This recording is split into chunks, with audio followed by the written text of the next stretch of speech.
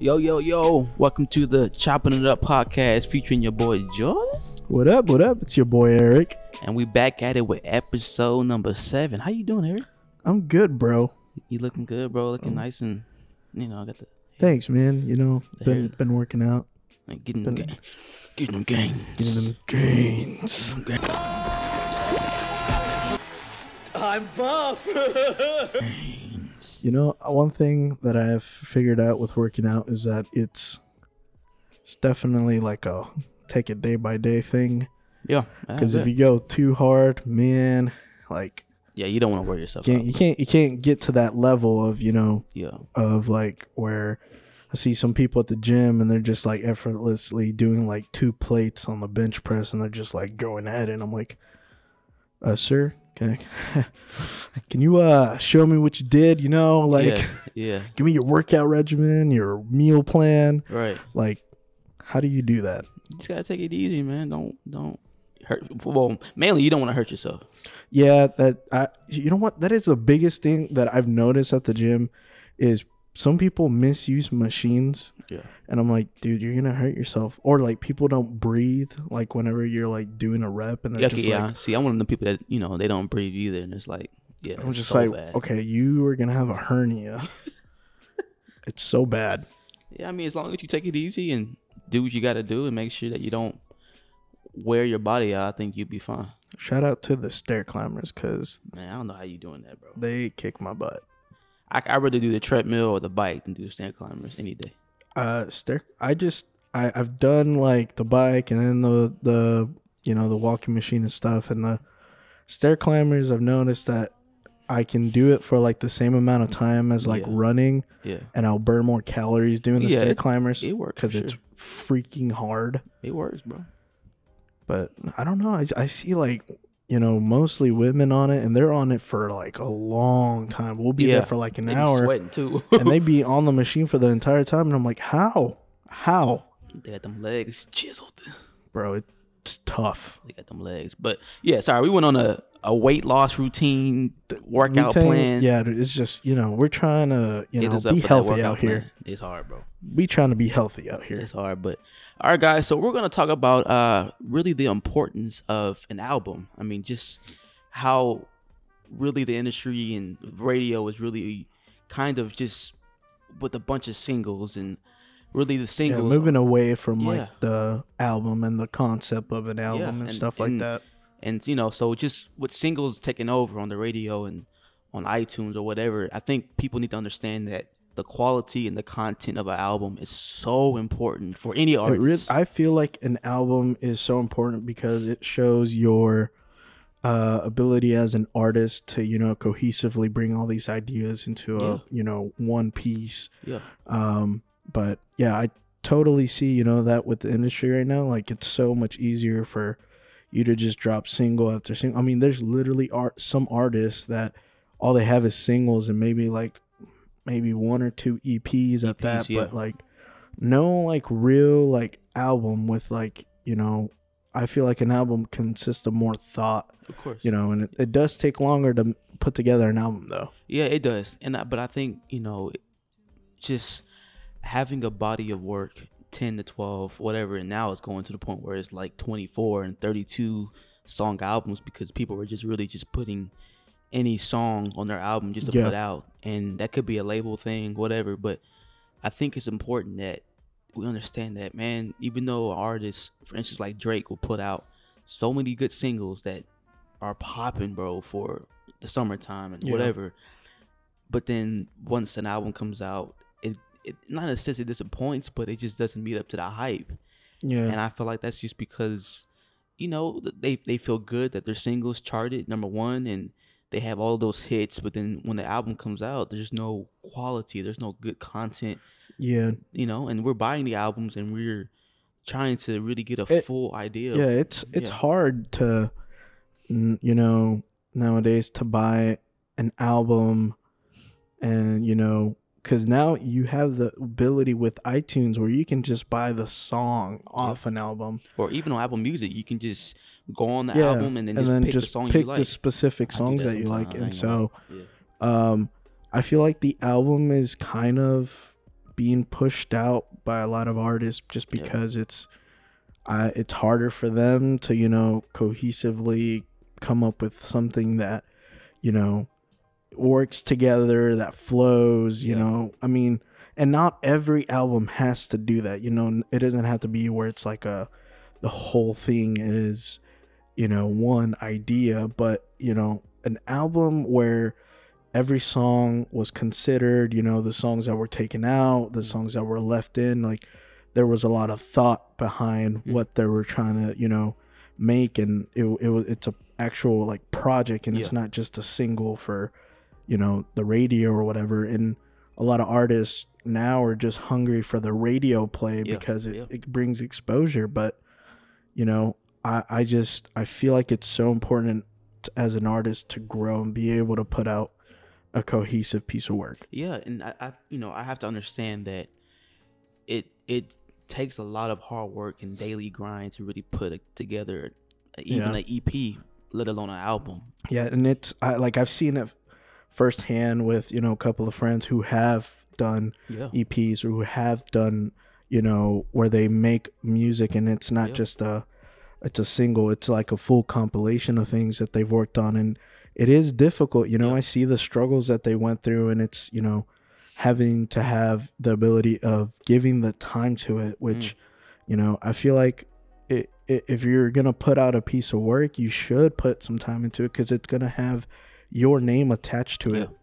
Yeah, and that's the thing. And so it's almost like, I'm trying to see, because, you know, if I was to put out an album and you're trying to really figure out a target of what really you're trying to speak in an album. Of course, each album you're going to want to have a specific, you know, idea or a specific storyline, you know. And some people, I mean, there's some artists that don't necessarily have a storyline with their albums. Yeah. But man, I give the people that have a storyline so much credit, because it's almost like you have to listen to the album fully. Yeah, like they, you know, I remember whenever Kendrick Lamar put out the single for Damn, which was Humble, and at first I was like, you know, this seems kind of out of the ordinary for Kendrick, and so my biggest thing is that I was very like mindful of like, man, you know what, this probably doesn't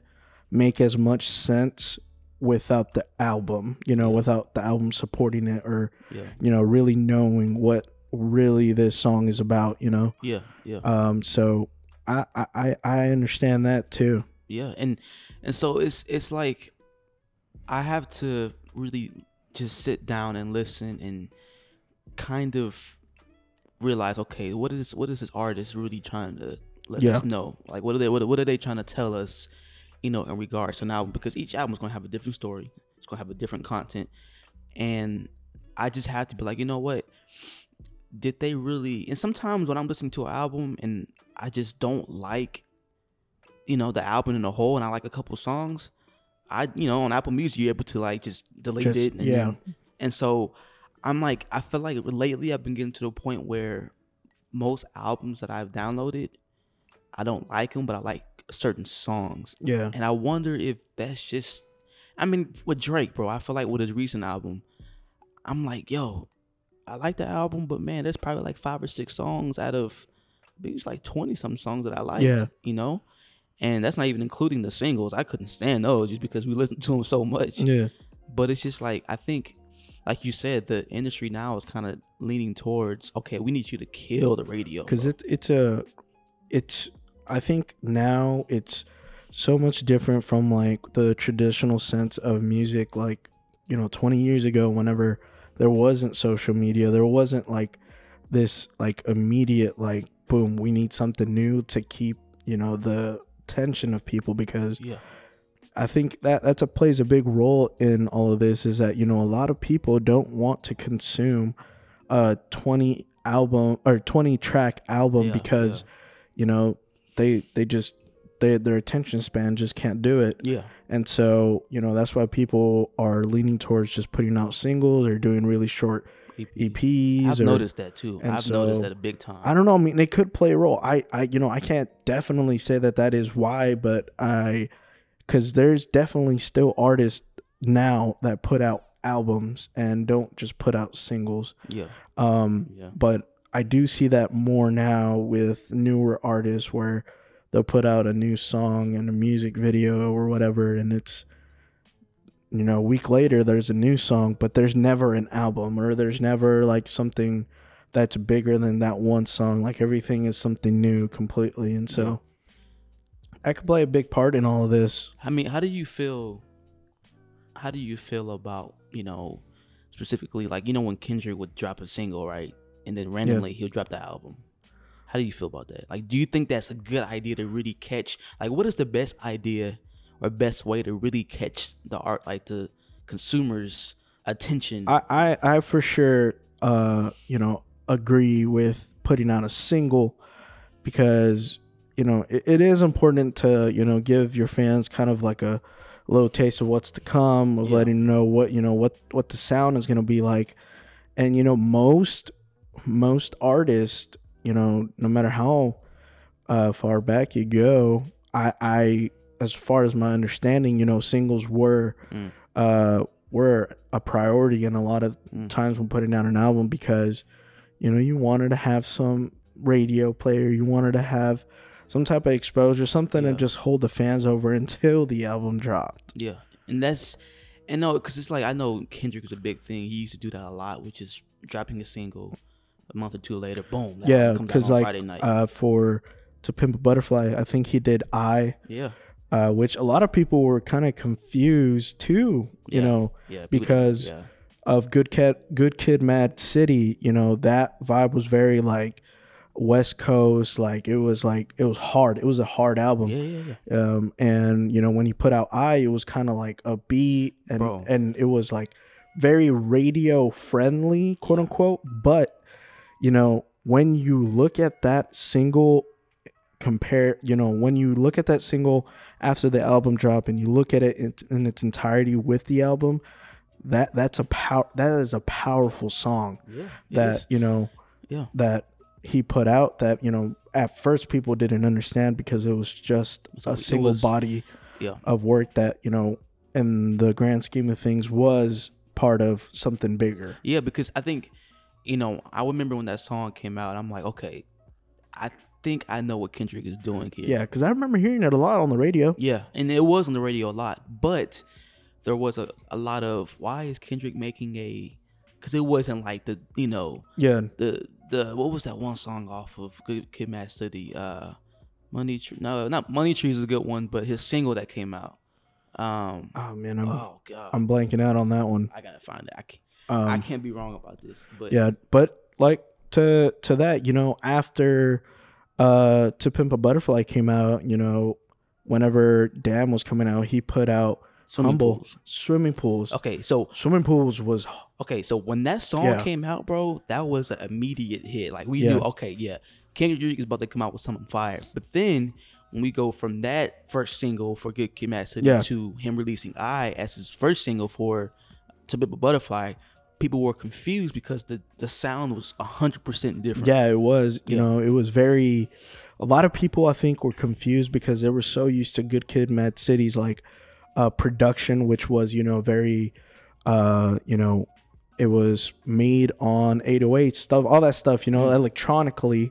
And with it was very, you know, real instruments, very raw in that sense. And, you know, it didn't have that that sound that Good Kid had. But I personally was like, it really threw me off a little bit too, because I was like, you know, I've heard when I was working at a pawn shop at the time, whenever that single had dropped, I remember hearing that song so much on the radio that I was like, I don't know what was the thought process behind it. Because it sounded really radio friendly.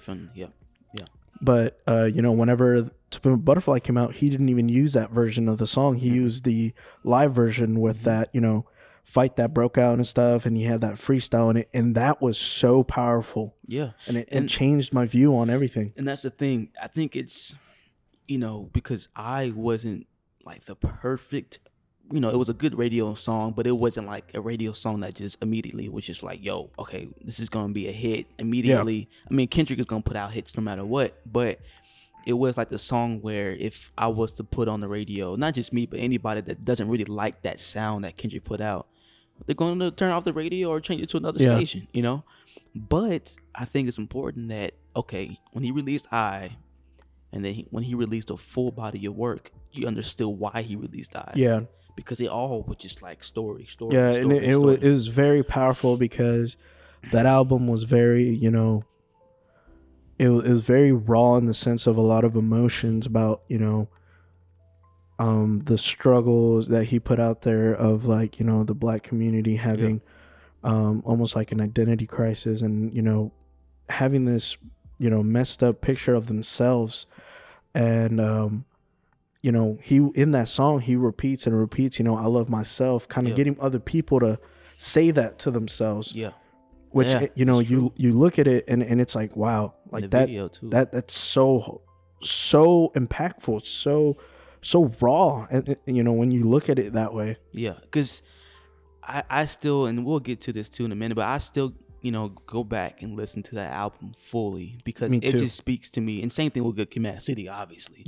But, you know, with me, I was very happy that Kendrick released To Pimp and Butterflies because I'm like, you know what? This is the sound that hip hop needs. Yeah, it definitely, during the time that it came out, I feel like it revitalized hip hop in a sense, like where it showed people, you know, you can use your voice, you can use your platform for something more than, you know, putting out a hit record.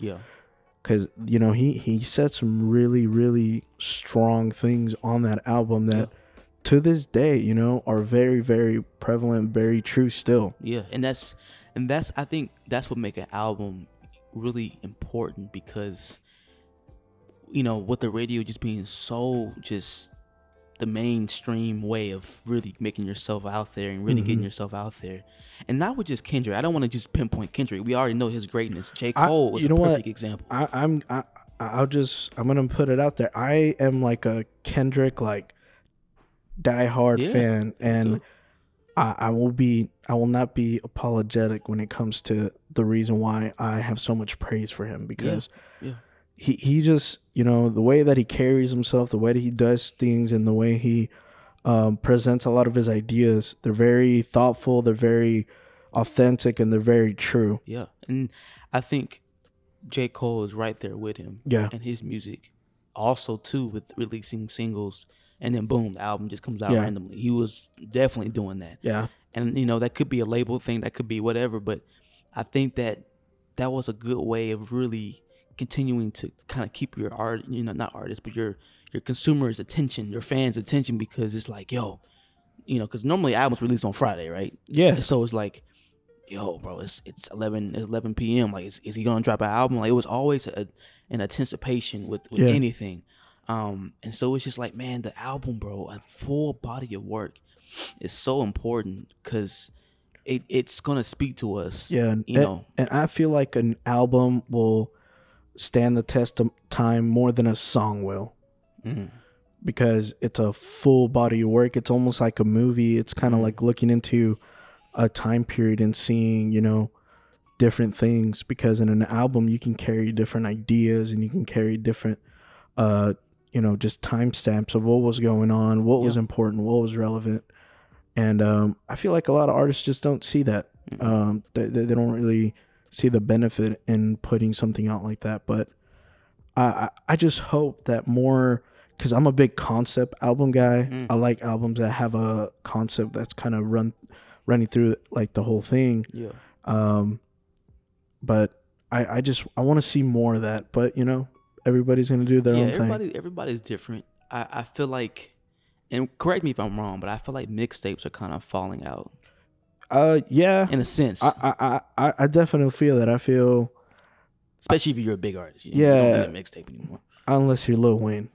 True. Because Lil Wayne to this day still puts out mixtapes, and it's crazy. And there's something so authentic about that, about Lil Wayne, and the way he, you know, he still does that. He doesn't care that he's one of the biggest rappers to have ever come in the game. He's gonna do it his way. He's gonna do it his way, and he doesn't care if it it looks like he's like an amateur doing it Yeah. because he knows he's one of the greatest to do it. Yeah, and mixtapes, I mean, mixtapes are just as important as albums, in my Yeah, opinion. You know, for of course, sure. there's different, whatever, but it's just like mixtapes are so important because, again, it doesn't even have to be a storyline, but just the body of work, if it's still good. Because, sometimes there's better mixtapes than albums. Yeah.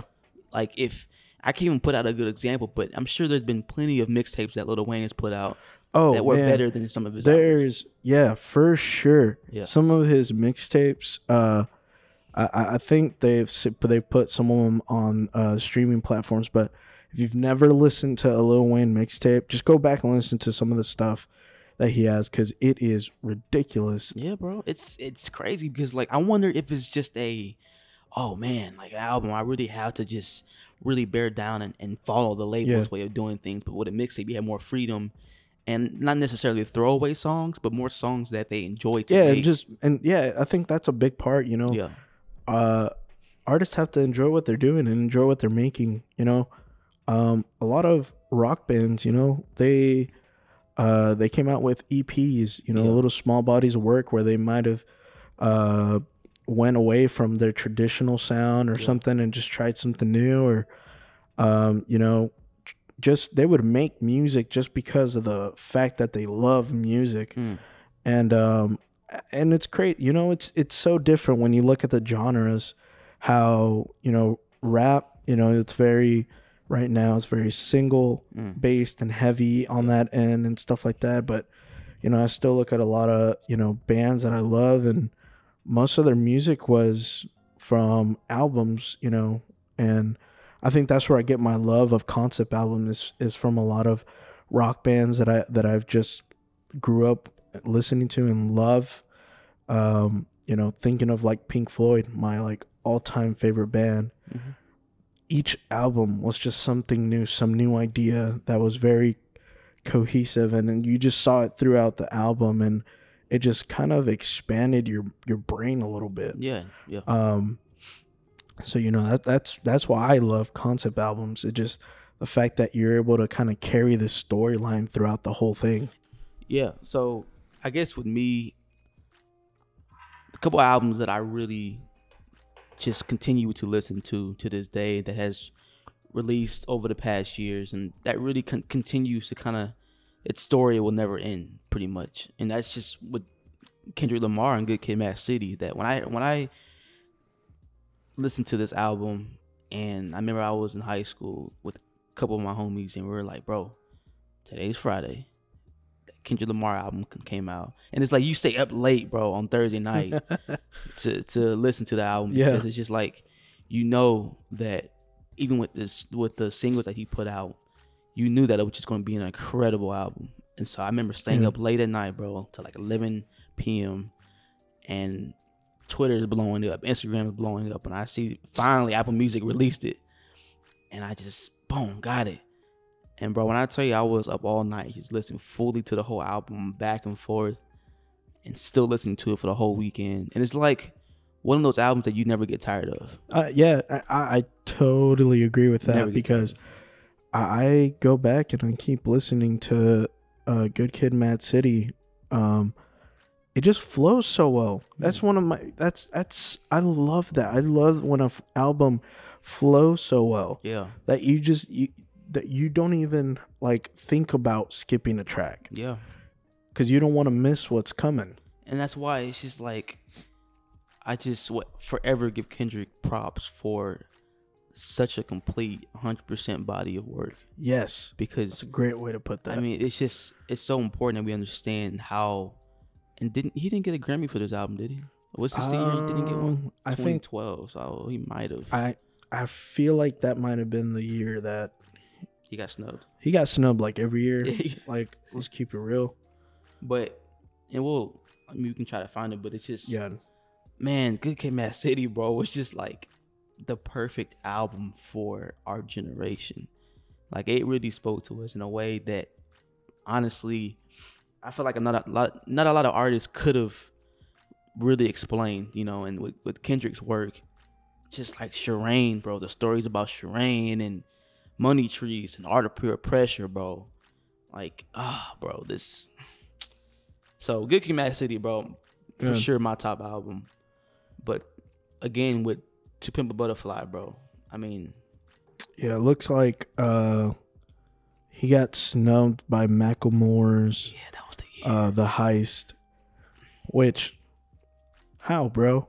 Yeah, it was. How? I remember that, bro. Grammys, explain to me how. That was when I was like, yeah, bro, How? Kendrick is really about to get crazy amount of awards, and he's definitely gonna win Best Album, whatever. And Macklemore got the award. Yeah, I remember that. I just that I think about that, and I think about like how To Pimp a Butterfly didn't win Grammy for Best Album of the Year. I just get heated, man. Yeah, it's just get no, and that's the thing. But that, I think, of course, that was when things changed in regards to, you know, the award shows are not important anymore. Yeah. It's really your fans understanding the storyline, understanding what you're talking about, and don't let the award show be the end all be all. And that, okay, well, I didn't get a Grammy, that means that my album wasn't great. Yeah. Kendrick For puts sure. out great albums every year, and I mean, To Pimp a Butterfly, bro. I mean, people were like, bro, I feel like Good Kid, Mad City would never be followed up with a good album. To Pimp a Butterfly, bro, was an incredible album. Yeah, and the everybody artwork, bro. was afraid that it was gonna be a Nas situation. Yeah.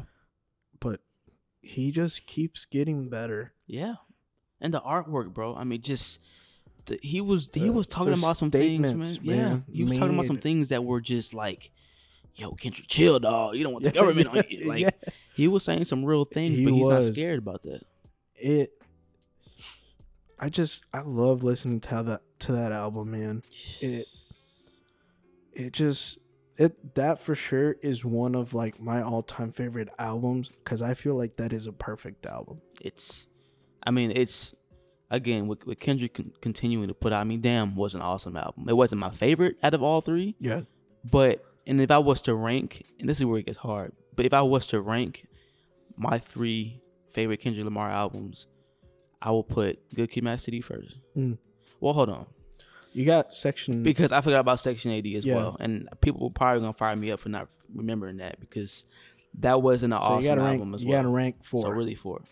Okay, so let me see. Mine Ooh, this is tough.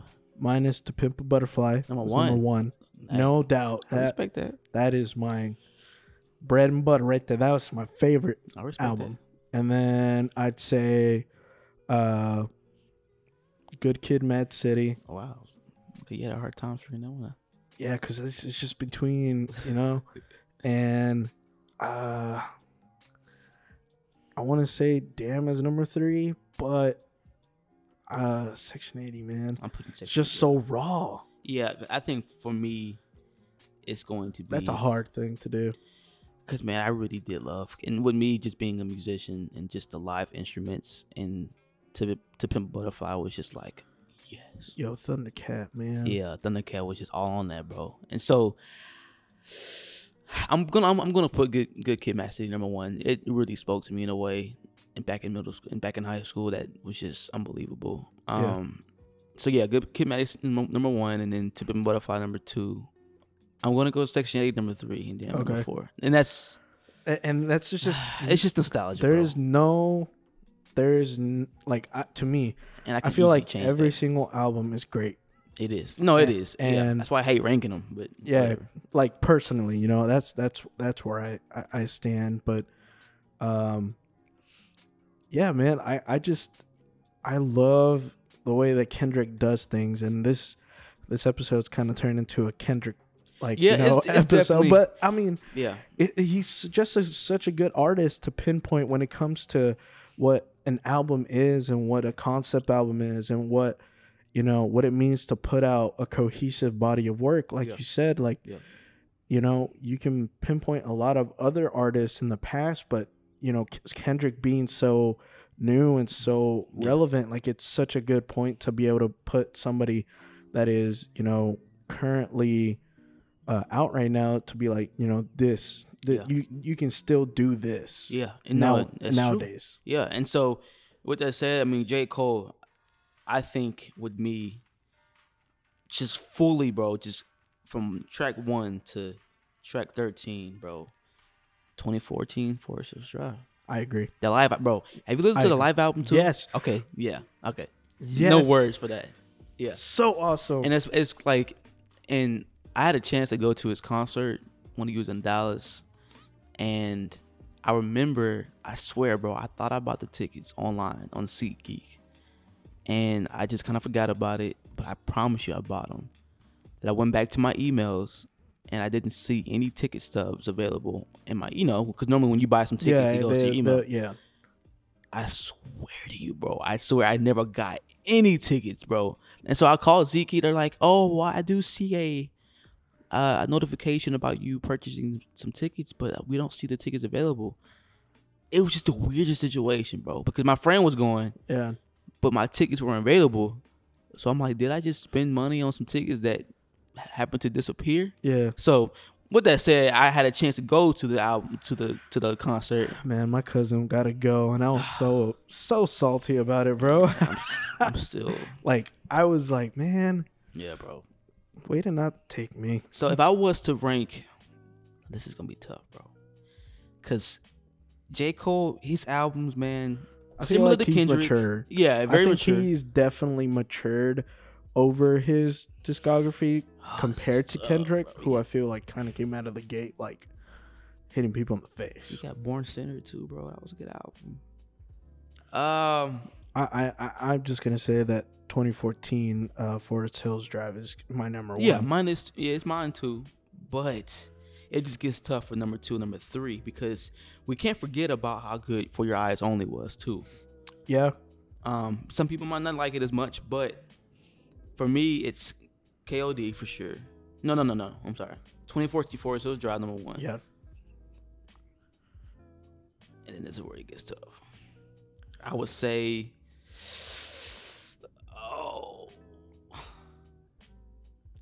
I'm gonna say KOD 2, because that was an awesome album. For Your Eyes Only, and then Born Center.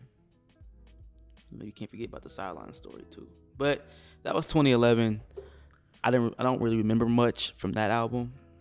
But J. Cole is a little bit harder for me, bro, because again, he's mature. Yeah. But each album, bro, is just like incredible. Yeah. Truly And incredible. talking about singles, bro, J. Cole puts out a lot of singles. He does. Yeah, he does. But With no every single, bro, it's so fire.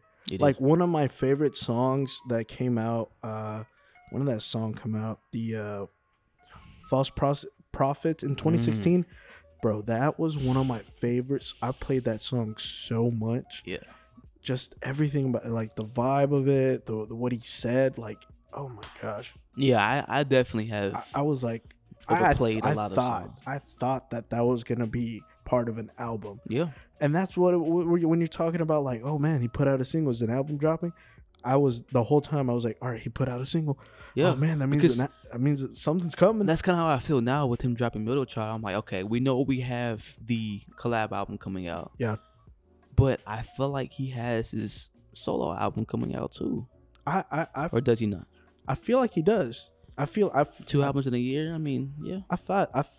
Well, I mean, you have Anderson .Paak, who's Yeah, coming out with another one. coming out with Which is another, crazy. which literally it's a quick turnaround. Yeah. That was like boom, Yeah. next. Which I'm so excited because Coming I with love Dallas. me Anderson, man. Yeah, he's a beast, bro. He's an It's absolute so- beast. It's just 2019 is crazy. 2019 is gonna be an awesome year, man. Just knowing that with the singles and potential albums that are coming out, and it's just gonna be another year of just hits, bro. Yeah, Hits and just amazing content of any artist, bro. Because really now I've been in a mode where I'm not really listening to mainstream artists as much anymore, because I kind of flipped my idea of music to where I'm like, you know what? I want to start listening to underground rappers or underground artists that nobody has ever heard of or has a small little following, because I want to give them more of a opportunity to continue to put their music out with just inspiration and Because like, bro, we have to understand, man. There's so many artists, so many new artists that are out here that are making their way up, and I'm like, man, we're so focused on the mainstream artists, bro. We gotta give all the love too, man. It's underground. There artists. is a lot of new music, man. It's hard to keep up with. It is. No, it is. It is. It is, because like, I mean, you start hearing about different artists, and then you start hearing about different artists going through things, and then like, I didn't even know who that was. Like the whole YNW Melly or whatever. Like I didn't even know who that was or whatever until reports about whatever had happened. Yeah, it's crazy. And I was just like, I just don't know who these people are. And so I follow a lot of different like music blogs. Like I follow Metal Injection for metal music and rock music. And then I follow like Complex and Genius and All Deaf Music and all that stuff for music and just to get hip hop news. And I follow some like indie blogs that, you know, just kind of keep me updated with what's going on with the indie rock scene and stuff like that, which there's just every single day there's something new and someone new. And I'm just like, there's just so much music. No, and it can be overwhelming because it's just like, you know, with me, man, when I listen to an album for the first time or a single, I wear it out. If I like it, bro, I'm going to wear it out to the point where I get tired of it. And then I put it to the archive. So it's just like, I'm trying to, you know, not do that because it has a tendency to kind of diminish how much you really like that song. You know? But then I like the feeling of like you remember that one song and you go back and you're like, oh, it just takes you to that one place. Because I need to really like reorganize my iTunes library because it's so just full of just stuff that, you know, I haven't listened to in so long, and I feel like, man, there's probably some songs that I forgot about. I need to go back and listen to because they were so fire, you know? I feel that, you know, because I'll get in the habit of like, if I find a new artist and I like one song by them, I'll just add the entire album. Yeah. And I'll try to listen to the album or something. And I'll forget. And I'm like, I'll go back and I'll listen to like a song off the album that I don't remember listening to. And I'm like, dang, where was this at? Yeah, that's why. And I'm still working on the playlist for our channel. Because I have a playlist ready. But, you know, I'm kind of just waiting on. Yeah, I'm gonna work on it for sure. On us to be okay with, you know, what the playlist is gonna be, and making sure that our playlists are good. Yeah, because for you guys, and I think, you know, just for our channel, but just for us as well, to make different playlists for different moods or different whatever. Because when we have so much music, I can't even tell you how much songs I have on my iPod, my iPhone. iPod, whatever. But like, I can't even tell you how much songs I have on there, bro, because I just add and just keep going. Yeah, and then you just I do that too. I have a bad habit of like, if I like a song, I'll add the album, but you just don't listen to it. I'll go to the artist that is recommended or that it's like kind of like them, and I'll look through the library and I'll click like one of the random songs, and then be like, okay, I do like this.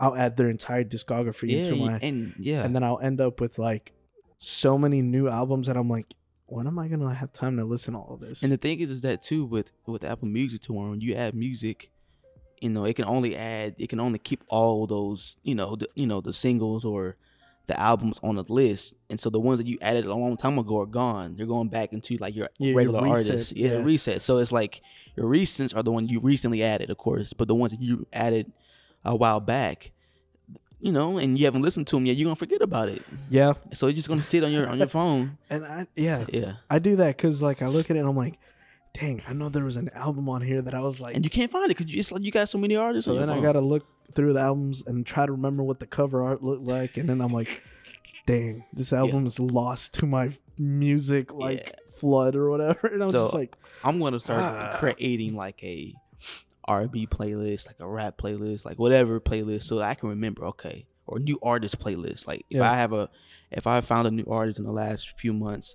I'm gonna add them to a playlist to where, you know what, I'm kind of in the mood for some new artists, or I'm kind of in the mood for some Kendrick or Jake, like something like where I can remember, okay, I added so and so who has 100 some followers, and you know, continue to listen to their stuff. I make a lot of playlists, like way too many playlists, but I just like being able to create like little like, you know, it's like, you know, they create albums and everything and stuff like that, but I like to create like a little compilation of like a mood of like this is a mood or something for, you know, a season or a time period or a month or whatever. And I like being able to create like something that someone can just listen to through. Yeah. Yeah, and that's important because, you know, especially when we get down to making our playlist for the channel, I want to make it to where you're going to experience different sounds, Yeah. different genres, and just a different content of work, because really it's important that we all expand our horizon with music. Yeah. You know, I'm really trying to listen to more, not just R&B or rap. I'm trying to listen to more jazz or even some rock stuff. I'm not gonna listen to metal, bro. I'm sorry, I can't do it. Nothing. I'm not okay. I'm not Okay. throwing shots against metal, bro. I respect the genre. I just can't do it. Okay. But with that said, Okay. I want to start expanding to more rock stuff. I feel like I'm going to get fired up from metal people, bro. But it's cool. Y'all can hit me up in my bio, bro. In my comments. I don't care. But no, but for real though, like I just want to start listening to more genres, just because I want to expand my sound. I want to start going to many concerts that I'm not used to going to. Yeah. You know, instead of just going to a big Drake concert or whoever, I want to start going to artists that we haven't heard of, like No Name that I should have went to on Tuesday. But there's plenty of artists that I want to start going to concerts this year. I was having a conversation with somebody recently and talking about just because I was looking through their music library, and I remember seeing like just everything from you know, rock to Spanish music to rap, Spanish to, for me, yes. to like, you know, jazz, to like math rock, to like just weird stuff. And I just remember like I just remember saying that it's funny how whenever you discover like a new artist or new genre or something like that, it kind of like unlocks something in your brain. It kind of like changes something, because you start to understand like almost like a new language. Yeah. Because different genres of music have different ways of presenting ideas. And so like, you know, when I wasn't really a big, you know, jazz fan, or didn't really, you know, understand the genre, or I thought it was like it's old people stuff, and learned, you know, the different time signatures, the jazz I'm losing the train of thought. Boy, if you don't get your memory loss, build. The jazz scales, like how they're so different from traditional, and like how people build off of each other, and learned that it's almost like a language. And then, you know, got into rock and metal, and got into indie, and got into hip hop, and learned like different ideas are presented in different ways, and it really starts expanding your brain. Yeah, and it honestly, bro, it's the best thing that's important that we do, because it's, if we continue to listen to the same old stuff, how are we going to grow musically? Or as a supporter of music overall, if you really love music, I'm not trying to speak for anybody else, but it's important that we kind of adjust to another sound, because really, if you just want to sit down and listen to music and you just listen to the same stuff, you're going to get tired of it. Yeah, I've always like, it frustrated me whenever I'd get in a car with somebody and they listen to the same song that I've been listening to for the past 3 years. Yeah. And I'm just like, I like that song too, but like there's so much more out there. There's so much more to discover. And like I said, it really does kind of help you expand your brain a little bit. And I feel like it's good for culture too. Like you learn other people's culture through music and through the lyrics that they say, and you can kind of see, like, you can look through you know, it's almost like a window through their world, through their music. And you're able to see, you know, if you listen to like West Coast like gangster rap, and you're able to kind of look into a world where maybe you're a suburban kid, you weren't raised around that stuff. You can kind of listen to get a song in there as close as you can without actually being in it. And you know who was a perfect example of that? Kendrick Lamar. Drop the mic. J. Cole too. I mean, we can't forget about J. Cole, and there's other artists as well. I'm not trying to just pinpoint Kendrick and J. Cole, but I feel like Kendrick kind of. I don't want to say this, bro, because here's the thing with me. I'm not really. I need to start listening to old school rap. See, and I don't know much about that. That's where I feel like I've gotten so much better at is that I have this like passion of wanting to know where things come from and knowing just the history of things. And so, you know, what I do a lot is I watch documentaries on a lot of artists. I like to go back and look at where I just recently watched a documentary on Pimp C and, UGK and kind of where their importance in, Southern rap and stuff like that came. And just where a lot of people were talking about, how they got inspired from UGK and, watching different documentaries on, West Coast rap and seeing where it started and New York and kind of where that sound and like where the boom bap era and like before Jay-Z and, Wu-Tang and all that stuff. And it's just, I think it's so important to know, who set that foundation for these artists to, and I feel like a lot of newer artists don't appreciate that. Don't appreciate, who set the foundation for them and kind of gave them this alley-oop of like, we're giving you this, and this is what you're coming up with. Like you, like respect where it came from. Yeah, they get the alley-oop, but they don't want to dunk it.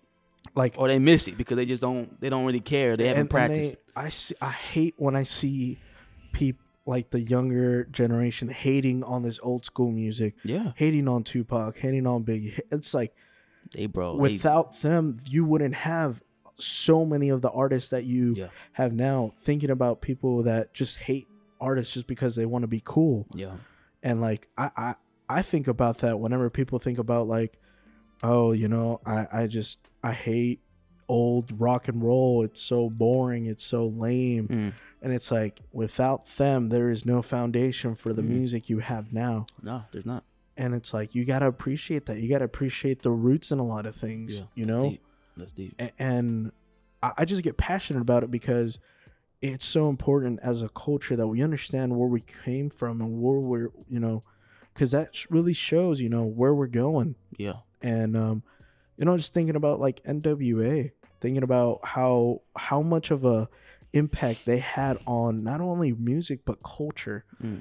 They didn't care about bleeping out their freaking music or having this like really nice and clean persona. Like, they allowed artists nowadays to say what they wanted. I mean, they put out a song called F the Police. Like, yeah. And that was crazy. Yeah. And then a lot of people to be able to do what they do now. Yeah.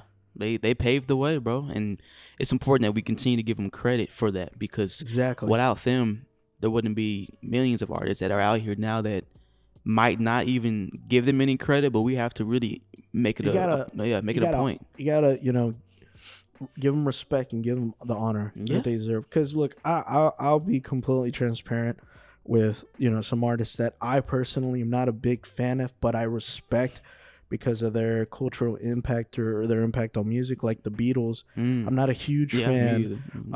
I do like some of their music, but I respect them for what they were able to do in music and how much of a cultural impact they had. Like, they were NSYNC before there was boy bands, that they paved the way for a lot of people. Yeah. And I just feel like it's important. Yeah. So again, with all that said, it's important that we understand the history. It's important that we understand just the importance of music, albums, whatever, because it's all a body of work, and we have to continue to, just continue to really understand the reason why artists make music. And it's just because for us, they want us to listen to their story, but also too, it's a content, bro. It's a way for us to understand why they live their lives a certain way, or why they did live their life a certain way, and opportunities helped. So I love this topic, bro. Me too. I had a blast, man. I love talking about. And we can easily continue albums and talking about why it's important to put on an album, why it's important to know the history of an album. Yeah. But you know, I love talking about this. I'm glad we were able to kind of get this on here, and yeah, man. Yeah, I want people on the comments below. I want y'all to put your top 3 albums that you listen to fully, because I just want to see, bro. I just want to see what albums are out there that people would just enjoy to listen to fully, because maybe there's some music that we haven't heard of that people love to listen to. So thank you guys for all the love and support. We'll have more content out for you guys, and see you guys next Friday. All right, catch you guys next week. Deuces.